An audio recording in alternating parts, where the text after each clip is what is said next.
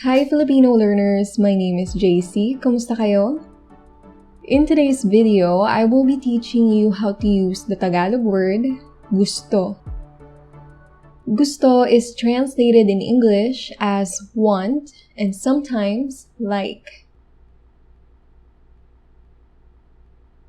If you want to express liking a person or someone, you can use gusto.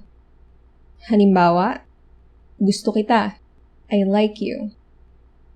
Kita is a Filipino pronoun if the doer of the action is I, or the person speaking, and the receiver is you, or the person being talked to. Isa pang halimbawa, gusto ko siya. I like her. I is ko, and her is siya. Next one, gusto mo si Feliz. You like Feliz. Gusto ni Dan si Feliz. Dan likes Feliz. And take note that when using gusto this way, the receiver of the action or the one that is being liked is the focus of the sentence or the subject of the sentence when saying it in Tagalog. Another time that you use gusto is when stating something a person likes, something specific. Halimbawa, gusto ko ang ginawa mo. I like what you did.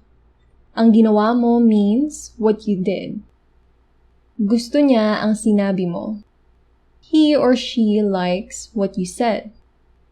Ang sinabi mo is what you said. Gusto ni Feliz yung sasakyan. Feliz likes that car. Gusto ni Dan ang sapatos mo. Dan likes your shoes. Okay, you just have to remember that it has to be something specific. Like here, you're stating something specific that Dan likes. Your shoes. Not just shoes in general, but particularly or specifically, your shoes. Because if you want to say Dan likes shoes, like in a general way, we don't use gusto in Tagalog to express that. We say mahilig. Mahilig si Dan sa sapatos. We don't use gusto when stating interest, likes, or what a person is fond of, like this one, or hobbies. So if you want to say, I like singing, or I like hiking, I like clothes, I like movies, don't use gusto. Instead, use mahilig. I'm not going to discuss mahilig. We'll focus on gusto in this video. I'll make a separate one about that. Now, let me remove the focus or the subjects here. If you add nang and then the receiver of action, like this, gusto will now become want instead of like. Halimbawa, gusto ko ng pagkain. I want food. Gusto niya ng inumin. She wants a drink. Gusto ni Feliz ng alagang aso.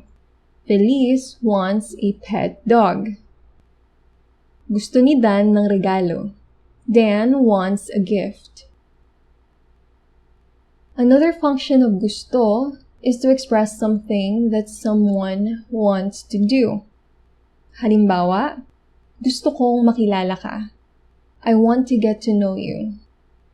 Makilala is to get to know, and as you can see, we added ng at the end of the doer of the action, ko.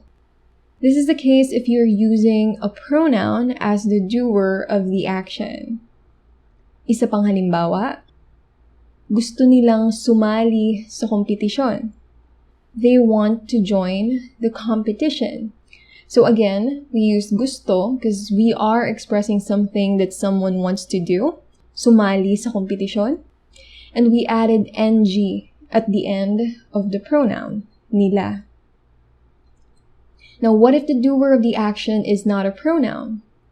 Katulad nito, gustong mag-aral ng Ingles ni Camille. Camille wants to study English. So this time, the ng was added at the end of gusto. and the doer of the action was placed at the end of the sentence. Gustong mag-aral ng Ingles is wants to study English.